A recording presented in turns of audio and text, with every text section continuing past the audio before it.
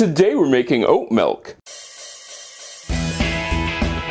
Come on in, welcome to my home. Now today, I know, it sounds really strange. You're saying to yourself, what the heck is oat milk and why would I want to make it? Okay, let me explain. Oat milk is like a creamy, rich milk. It's not really a milk. It'd probably be considered more along the lines of a juice, but oat juice just sounds really weird.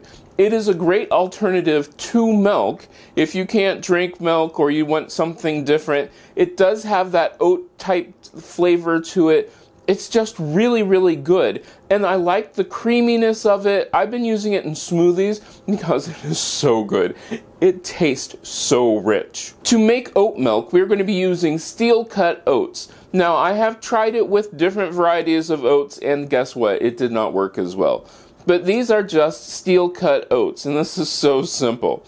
I'm going to put my steel cut oats in a strainer. Then I'm going to rinse these really well. And I mean really, really well.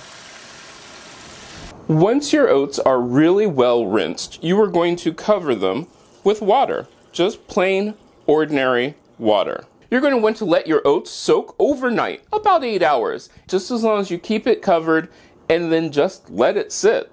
This is the hardest part about this.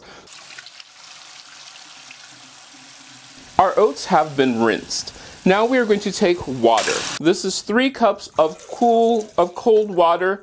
You can use just 3 cups. You could use more if you want a thinner consistency.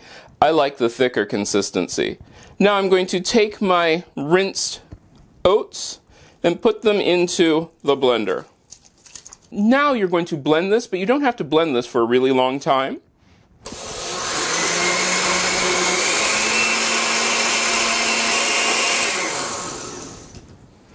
I went for about a minute. Now, this is the first straining. You only have to strain it once.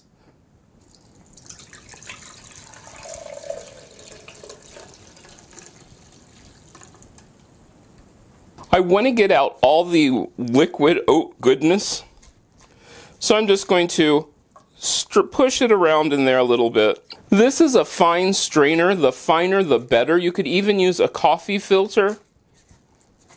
Now, after our first straining, I'm going to go for a second straining.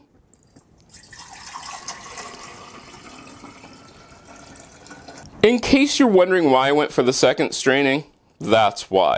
You can actually see that there is still some sediment in this. You could strain it another couple times, that is up to you, but I think this is perfect. Add 1/8 of a teaspoon of salt and 1½ tablespoons of maple syrup. Then mix well. Let's go ahead and give this a taste.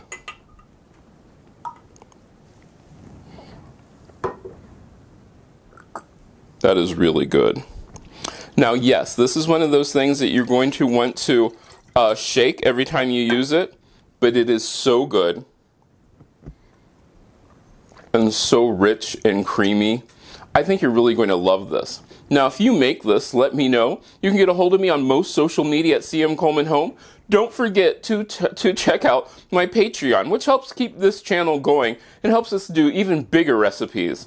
And we're going to use this for something special a little later on, but you're going to have to wait for a while to see that one. And I hope I get to see you again next time.